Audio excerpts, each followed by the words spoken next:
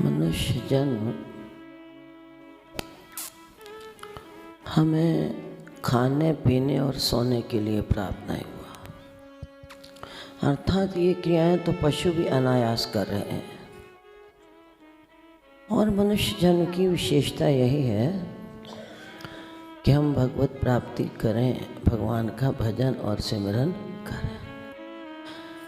न जाने 84 लाख योनि में कितनी बार हम माँ के गर्भ में आए, किस किस माँ के गर्भ में आए इस बात का हमें पता भी नहीं है। तो महापुरुष कहते हैं ये जो मनुष्य जन्म है ना, बहुत कीमती है। ये हमारी साधना का फल नहीं है। हम सोचने कि हमने कोई पुण्यों का पुंज इकट्ठे किए हैं तब ये देह मिली, नहीं। अब तो एक बार उस परमात्मा को इस प्राणी मात्र पर दया जागृत हुई, ये बेचारा 83,99,900 योनियों में कब तक भटकता रहेगा।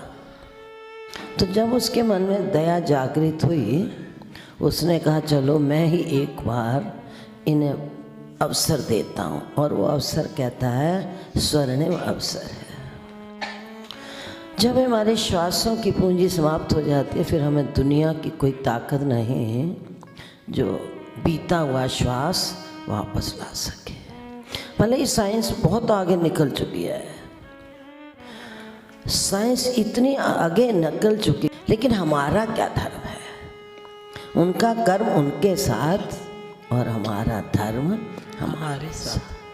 ये जन्म तुझे अनमोल मिला, बर्बाद न कर, बर्बाद न कर। ये जन्म तुझे अनमोल मिला, बर्बाद न कर, बर्बाद न कर। ये जन्म तुझे अनमोल मिला, बर्बाद न कर, बर्बाद न कर। ये जन्म तुझे अनमोल मिला, बर्बाद न कर, बर्बाद न कर। करने कमल हरि नाम सिमर, फरियाद न कर, फरियाद न कर। करने कमल हरि नाम सिमर, फरियाद न कर, फरियाद न कर। ये दुख जो तुझको मिलता है, पापों का कर्जा चुकता है। ये दुख जो तुझको मिलता है, पापों का कर्जा चुकता है। पापों का कर्जा चुकता है, पापों का कर्जा चुकता है। जो पहले दिया वो मिलता है, फरियाद न कर, फरियाद न कर। जो पहले दिया वो मिलता है, फरियाद न कर, फरियाद न कर। ये जन्म। तो ये इनके इन प्रकार ने कहने का अभिप्राय केवल इतना है कि भगवान नाम जप, जागृत तो जागृत, जागृत तो जागृत, स्वप्न अवस्था में भी, किसी भी परिस्थिति में, राग द्वेष, हंसी मजाक, भाव कुभाव, नाम जप किया जाए तो जीव का कल्याण जो है वो निश्चित है। क्योंकि जमुहाई लेते समय भी राम का नाम ले लो ना। गोस्वामी बाबा ने इस बात को सिद्ध किया है कि राम राम कहिजे जमुहाहि, और तिनहि न पाप पुंज समूह। पापों का समूह पुंज। जमुहाई लेते समय भी अगर एक बार राम नाम उच्चारण कर दो ना, तो हमारे जघन्य पाप जो हैं उस, भगवान तो इतना दयालु है, इतना कृपालु है, फिर भी हम वज्र मूर्ख हैं कि जो हमने करना है वो नहीं करते, और जो नहीं करना उसके लिए दिन रात प्रयास करें। ये निश्चित है कि जो हमारी प्रारब्ध में है वो मिलेगा ही मिलेगा। और अगर हमारी प्रारब्ध में नहीं तो हाथ में आई वस्तु जो होती है ना वो छिन जाती है। इसीलिए पाप बंद कर सहज स्वभाव और भजन मोड़ तो है भाव न कहो। पापी मन को भगवान नाम इस प्रकार अच्छा नहीं लगता जिस प्रकार तुलसी पिछले पाप से हर चर्चा न सुहाए, और जैसे ज्वर के जोर से ते भोजन की रुचि जाए। अब रावण ने कैसे नाम जप किया है? द्वेष से जप किया है ना, हर समय हर पल हर क्षण उठते बैठते सोते जागते। और कंस ने अगर कोई काली वस्तु भी देख लेता था ना तो क्या कहता था? कृष्ण कृष्ण कृष्ण, चाहे किसी भी प्रकार। और अजामिल ने पुत्र भाव से।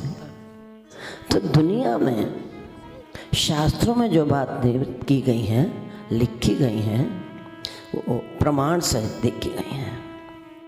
शुद्ध या अशुद्ध अवस्था, कुछ लोगों का मानना है कि अशुद्ध अवस्था में नाम जप वर्जित, लेकिन ऐसा किसी शास्त्र में नहीं लिखा गया।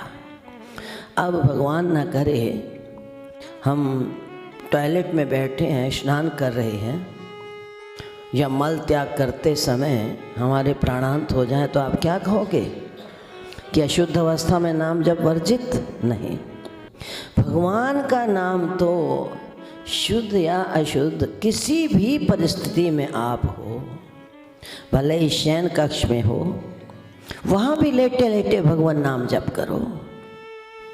एक बार एक कर्मकांडी ब्राह्मण था, शास्त्रार्थ बहुत पढ़ता था।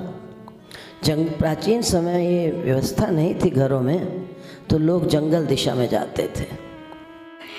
जंगल दिशा में गया, रास्ते में कौन मिल गए? कबीर जी। कबीर जी ने कहा भैया राम राम, मौन। फिर कहा कबीर जी राम राम, फिर मौन। आप जानते हैं एक बात, संत अगर किसी के पीछे पड़ जाए ना, एक नहीं दो नहीं 7 जन्म उसका पीछा तब तक नहीं छोड़ते जब तक उसका कल्याण ना। लेकिन इस बात का भी ध्यान रखना, संत सबके पीछे पड़ते भी नहीं हैं, केवल उसी के पीछे पड़ते हैं जिसका अंतःकरण उस परमात्मा से जुड़ा हुआ है। था वो कर्मकांडी ब्राह्मण, शास्त्र पढ़ा हुआ था। देखो बहुत गहरी बात है, शास्त्र भले ही पढ़ा लिखा था लेकिन बद्ध ज्ञानी तो था, विवेक पूरा पूरा नहीं जागृत हुआ। कबीर जी पहुंच गए, ब्राह्मण देवता आगे आगे, कुएं पर गया, पानी लिया, मिट्टी से हाथ धोए। फिर कबीर जी ने कहा भैया राम राम। कहता है राम राम जी, राम राम, राम राम जी। कबीर जी तो जानते हैं उसकी वास्तविक स्थिति को। उन्होंने कहा एक बात बताओ, मैंने पहले इतनी बार राम राम कहा, तुमने कोई उत्तर नहीं दिया, लेकिन अब तो राम राम की झड़ी लगा दी, राम राम जी राम राम, राम राम जी राम राम, क्या कारण है? तो उस पंडित ने उत्तर दिया, प्रभु मैं पहले अशुद्ध अवस्था में था।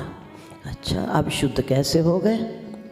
मिट्टी के द्वारा, जल से जब मैंने हाथ धोए तो उन्होंने कहा कि मैं शुद्ध हो गया। तो कबीर साहब फिर पूछते हैं, क्या तुम्हें विश्वास है कि अब तुम शुद्ध हो गए? मान लिया मैं तुम्हारी बात को स्वीकार करता हूँ कि तुम शुद्ध हो गए। पहले तो ये शुद्ध शरीर कभी हो नहीं सकता। ज़रा सी सुई चुभ जाए, हल्का सा चाकू लग जाए तो क्या निकलता है? और कुछ निकला कभी? पूरे के पूरे शरीर में गंदगी ही गंदगी है, क्योंकि जिसकी उत्पत्ति गंदगी से हुई उसमें क्या पवित्र चीज निकलेगी? तो कबीर जी ने पूछा, तुम किससे शुद्ध हुए? अके जल के द्वारा। अच्छा ये बताओ, जल किससे शुद्ध होता है? वायु के द्वारा। वायु को शुद्ध करने वाला कौन? आप बताओ कि वायु को शुद्ध करने वाला कौन? को शुद्ध करने वाला जिस समय शेषनाग अपने सहस्त्र मुख से भगवान नाम उच्चारण करते हैं, उस समय वायु शुद्ध हो जाती है। तो आप ये बताओ कि सबको शुद्ध करने वाला मूल में क्या है? भगवान का नाम। नाम जप में वो शक्ति है, लेकिन उस नाम के साथ एक शर्त भी लगा दी है। एक तरफ से ताकत की दवाइयाँ खाते जाओ और दूसरी तरफ से खूब बदपरहेजी करते जाओ। फिर कहो कि भाई हमने तो इतनी औषधियाँ खाई, हमें लाभ नहीं हुआ। कहाँ से लाभ होगा? जितना ताकत की औषधि नहीं खाए उससे कई गुना बदपरहेजी की, तो कहाँ से निरोग हो पाओगे? इसीलिए यही कमी है कि हम नाम जप तो करते हैं, लेकिन उसके साथ साथ कोई ऐसी हमारे द्वारा त्रुटि हो जाती है जिससे हमें नाम जप का पूरा लाभ प्राप्त नहीं होता है। नाम जप ने हर परिस्थिति में हर प्राणी मात्र के जघन्य पापों को भी समाप्त कर दिया।